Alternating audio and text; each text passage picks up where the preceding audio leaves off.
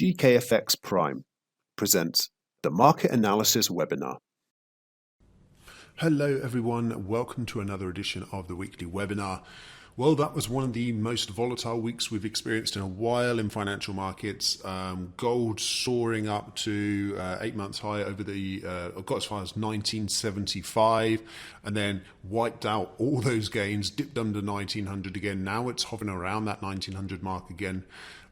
Big drop in stock markets, likewise big moves up in the dollar and then reversed again, similar kind of thing. So a theme that I'm going to cover in this webinar is that actually we're testing some big levels, gold and silver notably, the stock market notably, oil notably, and the dollar in different ways, but we haven't quite breached those levels yet, despite all the volatility. So I think a part of course, we've got the Russia-Ukraine war, but we're right up at these critical levels, and as of yet, we haven't really decisively breached them. So I'm going to talk about that. If there's anything else you'd like to talk about or comment on, please just drop a comment in the video. That's really good if you can. Otherwise, just click that like button. Go scroll to the bottom of your screen, smash that like button, and that means more people can see these videos, and that's great for us, and we really appreciate that. All right, so let's have a look at the euro to start with. We'll start with, as we usually do, start with Forex, then go to the commodities, then go to the indices, then go to crypto. So starting at the weekly time frame, so using a multi-time frame analysis here, here's the point. Here's the low in the euro, and we've got our two matching highs here in terms of the big weekly fractals, the swing high there and then the swing high there, which was matching, and then we've got exactly the same thing at the lows. Here's the swing low, and then here's the swing low again. Massive rejection off that level. So obviously euro crashed, dollar rallied in a flight to safety on the onset of the war, but we've not actually taken out the levels. And then we start in the new week, we're getting a bit of a rebound off the lows, despite a lot of new sanctions against Russia, including excluding some Russian banks from the SWIFT network, which is obviously very much a financial thing, and that is something that directly affects financial markets. The flow of Russian commodities around the globe, that's a significant thing, and a significant amount of dollars involved in that. And so that's that's potentially a big deal, but again, we've not taken out the level. Drop down to the daily chart, and you can see in a bit more granular detail here that we were obviously trying to base out, right? We had that kind of false breakout, rally to the top, couldn't get there, crash back down to the low, and again even gapped lower at the start of the new week, and then rallied up off the level again, right? So here was the close from last week, gapped down to the level, and then rallied up and filled the gap straight away. That filling the gap is normally positive in the direction of the fill. So as in this case, filling that downwards gap upwards is generally a bullish thing. That said, if we drop down to the 4-hour time frame, for the time being at least, you can see that we're in our sideways range. We crashed lower, and we put in a lower high, so that was that high, lower high, and this was a lower low than this one, but this one was a higher low, this one was a lower low. Again, been a choppy around the lows, not really making consistent downtrend like lower lows, but have made lower highs for now. So it's directionless on the immediate trading time frame, but we're dealing with a big level here that's at the moment holding. So opportunities to trade with this big level remain interesting. I think it's very telling that actually the dollar, which is a big haven asset, has not really been able to decisively rally on a big Eastern European conflict and the prospect of more rate hikes from the Fed. And obviously that's part of the point here is, right, this Ukraine conflict means the Fed can't be as aggressive on rate hikes as the markets were expecting, and so less rate hikes in the US, potentially less strength in the dollar. So that's the question: is the dollar bottoming? And at the moment, is the euro bottoming? And at the moment, that seems to be possibly the case. We're holding the line at least. So similar story when I switch gears to the British pound. This is our weekly chart. Here's the really critical downsloping trend line.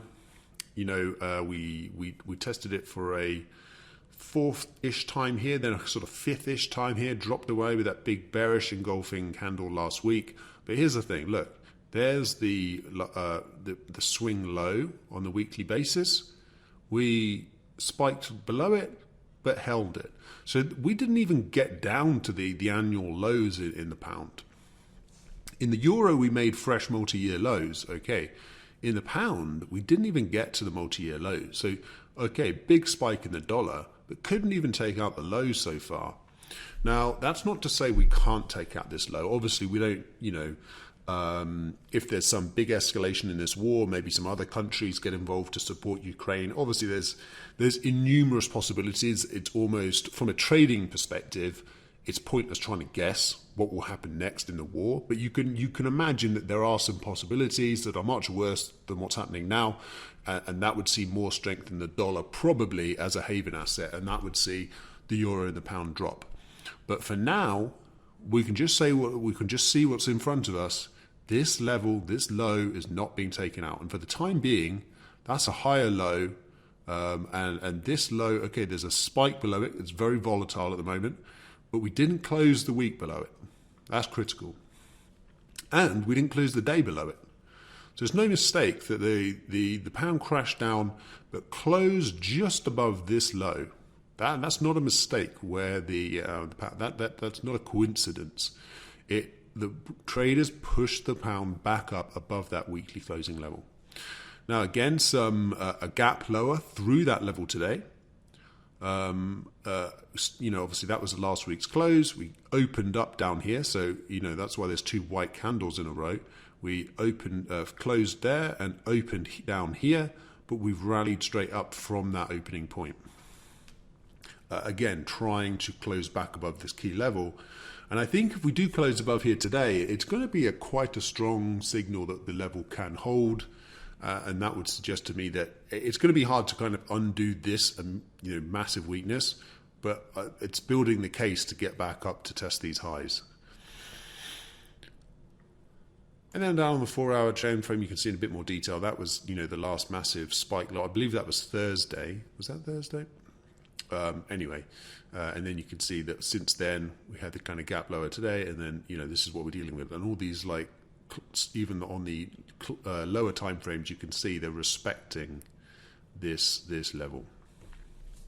So that's the critical one. What is that? 133.50 basically. The 33.55, if we're being super precise, seems to be the level to watch. You know, if we get a daily close through there, it may be significantly lower, but that would be the confirmation we get. You know, obviously you can try and trade before the confirmation, but, you know, it's and that would just be in the direction of the trend. We've got a bit of a bounce off the lows. Do you want to try and sell for more weakness? At the moment, it looks like this level's holding, similar to the euro, so I'd be more inclined to trade to the upside, but I just don't see any really strong positive signal yet for why to trade to the upside. It probably needs to be a push over 134.40, which is about 90 pips above from here, but still it would mean a higher high on the trading time frame of the 4-hour chart. Let's go over to the dollar yen. Here's our weekly chart. So we double topped up here, and this is a bit of an interesting one to trade because obviously the dollar and the yen are both haven assets, both kind of haven currencies. So it's not clear which way this, if the movement of currencies is being driven by haven flows, you know, flight to safety, it's not always clear which one will win out, the dollar versus the yen, and dollar yen doesn't move as much, and it has been one of the least volatile pairs last week.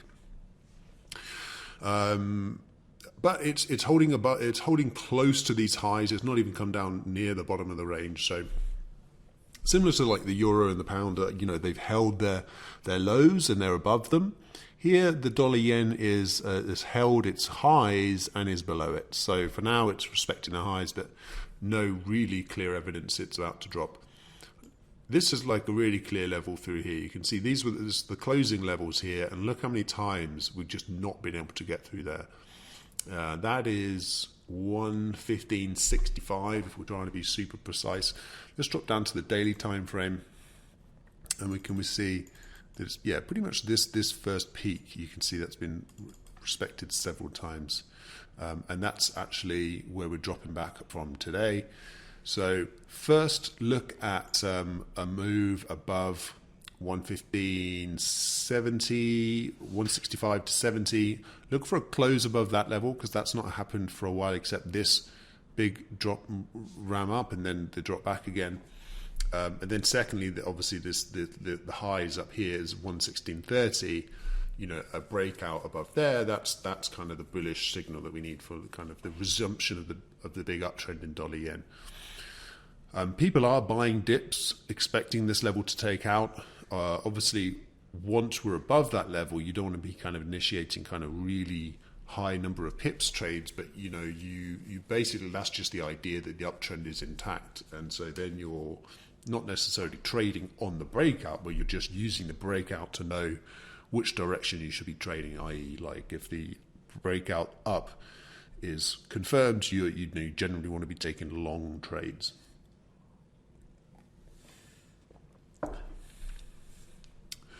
Okay, let's just drop down to the 4-hour chart here, and you can see that we have had a little jump. If we can see that this is our kind of key level, right? We double bottom down here, so we tried to sell off, and we've double bottomed, and then we've taken out the neckline. We've respected that neckline a couple of times, and then we're trapped by this previous level we were talking about, 115.65. So these are the key levels to deal with.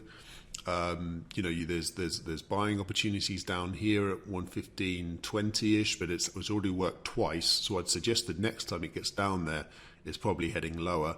And obviously, while we're below this 115.70, there's a possibility that this level holds and we could drop right down to these lower levels. So lots of levels trading at the moment. Try and trade around the levels. Try not to trade in between, because it just naturally means your take profit is smaller and your stop loss is bigger the further you are away from these critical levels. All right, let's have a look at gold. This is one of the more dramatic. I mentioned it first in the video. This has been one of the more dramatic moves. We can see this was our area of resistance that we've had in the chart for ages. Again, not a coincidence that the market spiked up to these highs up here.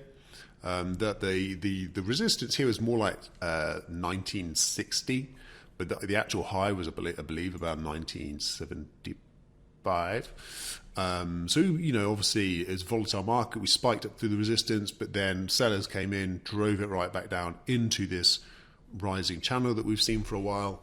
And interestingly enough, you know, it depends where you draw this trend line. Whether you draw it in this first candle or this second one, but we're actually just fallen away from it again at the start of this new week. Where similar thing, right? We've gapped up, whereas the dollar gapped up and the euro and the pound gapped down. Gold has gapped up as a haven, but now it's filling that gap on the downside, which is potentially another bearish sign after this massive bearish signal here. I mean, that's the market trying to be bullish and then sellers coming in and just whacking it down. And this is generally a pretty bearish sign, and it's from a big major resistance level. So, and now we've got a bit of a move up into it. So obviously this, had you sold right at the bottom of this candle, I mean, obviously this is a large stop loss if you were just putting your stop loss above the peak. But actually we're getting a retracement into the wick now of the candle. So some opportunities to sell if you think this is the, if you think this is the big, sign that gold needs to head much lower and it's still in its trading range and it's about to drop. Let's drop down to the daily chart. We can see things in a bit more detail. And yeah, again here, we spiked up, spiked down again, held the level, and now we're just respecting this kind of shorter term level, where we took, you remember we took out the highs, gold was looking really good up here. This was our previous peak, pulled back from it, then broke out, tested, and just had this massive volatile day, and involving a perfect test of this peak. There's the peak, there's the test, perfect. So this is the big one, that this would break down through 1877 and change would be the big bearish signal. And we've got a one just before that, which I think would probably still work. 1887 is sort of $10 above per ounce, and you can see that's being respected. So a drop through there as well would be an indication that we're heading lower in gold. So trend is up for the moment, but we're looking for signs that we make lower lows and follow through on this big bearish reversal. That said, on the flip side, if we get to get bullish again, I think if we start if we start closing the day above this rising trend line, that's kind of the confirmation we needed in this candle, which we didn't get the first time. But if we get it a couple of days later, it's okay, it still works. Silver, as you can imagine, very similar picture. Remember, we've had this downsloping trend line on our chart for a while, and absolutely, again, no coincidence. Whereas the euro and the pound, there was more of like a horizontal support. With gold and silver, it's this downsloping trend line resistance, but it's also horizontal resistance too. This peak through here was the resistance, and that's where the sellers came in, popped just above it, false breakout, back under the declining trend line, and we closed down there. Now again, we've gapped up over the trend line at the start of the new week, but now we have closed that gap, which is potentially another bearish signal similar to gold, adding on top of this bearish candlestick here. So again, trying to break these big levels, but so far not doing it. And my inclination for the time being would be to assume the levels hold until they break. Assuming they hold means trading with the support, buying at the support, selling at the resistance. Oil, again, another example here with just a big spike, false move out through the the top of the rising wedge that we've been talking about. I've been saying that this is a rising trend, but this wedge is a very bearish pattern, and it's kind of interesting. The market is pricing in supply disruptions from Ukraine. Russian oil and gas coming through Ukraine obviously is at risk of being disrupted, but for the time being it's not, and that could be a big bearish shock to the market if we just don't ever get any supply disruptions. Obviously, if we do get the supply disruptions, then we briefly moved through that big 100 level. In Brent, we've been comfortably above it. You can see here in WTI, we almost perfectly banged on the 100 level and reversed from it. So it's natural that some sellers would come in at that big 100 level and drive the price back under this, this dynamic resistance to the rising trend line. But the trend is still up. So again, I'm inclined to respect the resistance, but I'm wary of the fact that the trend is clearly higher here. So we haven't quite had our full confirmation. So here's a rising trend line. If I am going to go bearish on oil, which I'm not inclined to do at the moment because it is such a strong rising market, I've had a big bearish reversal pattern on the daily and the weekly chart, at a big key resistance, the 100 level. Then I would like to see a confirmation that the market's now taking that signal to be bearish and starting to take out significant lows. First this one, then these two down here, and that would encompass this rising trend line. So that rising short-term trend would be reversed, and that would corroborate the bearish signal we've had on the longer-term trend to suggest that we could have actually a decent move back down for maybe another test of the 50-week moving average. So that's kind of the playbook there. This trend line is the support for now for the uptrend, and we could get more moves over 100. and we're holding above this big long-term trend line. If we can close the day above there, similar to as I was talking about with gold and silver, that was a down-sloping trend line. This one's an up-sloping trend line, but same idea. If we can close the day above it, that's a good bullish confirmation to suggest, well, okay, that was just some temporary selling that created this candle, and we're going to get bullish afterwards. Again, if we drop down through these lows, that's more like the bearish confirmation. And here's the stock market. So that was the big January crash low, and very interesting, and again, not a coincidence that we smashed through that level. And where we dropped down is also not particularly a coincidence. It's this previous weekly swing down here. We dropped temporarily through it, buyers came in, drove it right up through the two levels, and then we found ourselves back above this critical support, which is now I forget, it's at 4250. Yeah, 4250 really the big one. 4250, like maybe a 4230 to 50 range is what we're dealing with. And you can see we spiked above it, and then we tried to come down to it at the start of the new week, and we're bouncing off it again. So again, the level holding for now is the theme across the market, that the big levels that are trying to break have not broken yet. What will trigger a possible break, again, who knows? But for the moment, that we just know they're holding. Here's the daily chart, and you can see we've. It just so happens that it was where we looked at a swing low, and obviously we've dropped through the swing low. Now we've come up to make a swing high, and it's come back up, not at the exact low down here. That did happen here.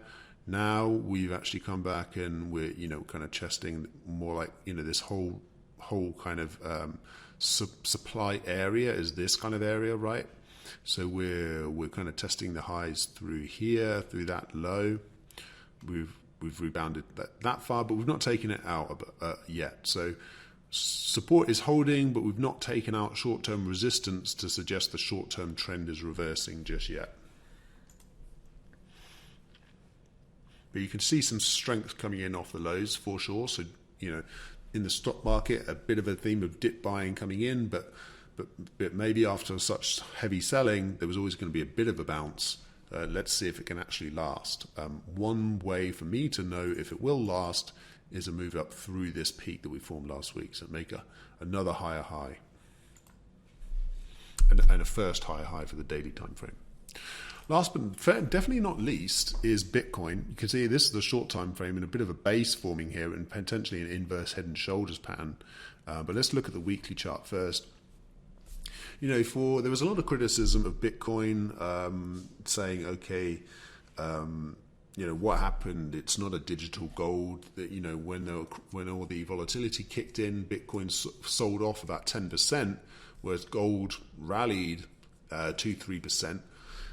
But gold has since rolled off its highs pretty significantly, and Bitcoin, okay, 10% down, it's not good, but by Bitcoin standards, it can be a lot worse than 10%. We've seen 40% moves in Bitcoin on the basis of an Elon Musk tweet. So 10% on the start of a war, maybe you could argue it's not so bad. And then again, back to the idea of the levels.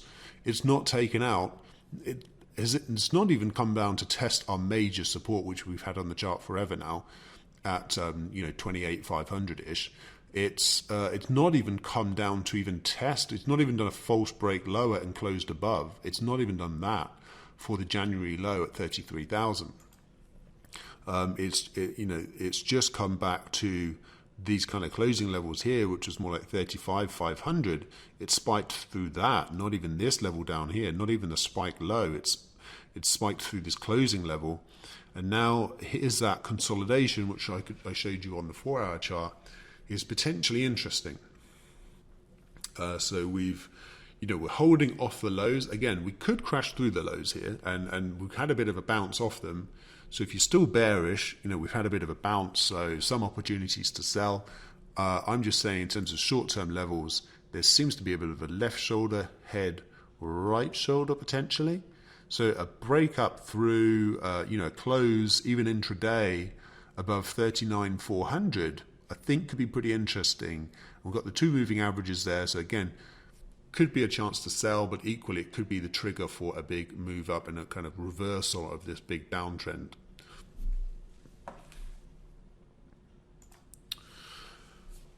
All right, so I think I'm going to leave it there. Thank you very much for watching this week. Good luck trading. Lots of opportunities at the moment with these volatile markets. Let's watch these big long-term levels and see if they get taken out this week. Good luck, and see you at the same time next week.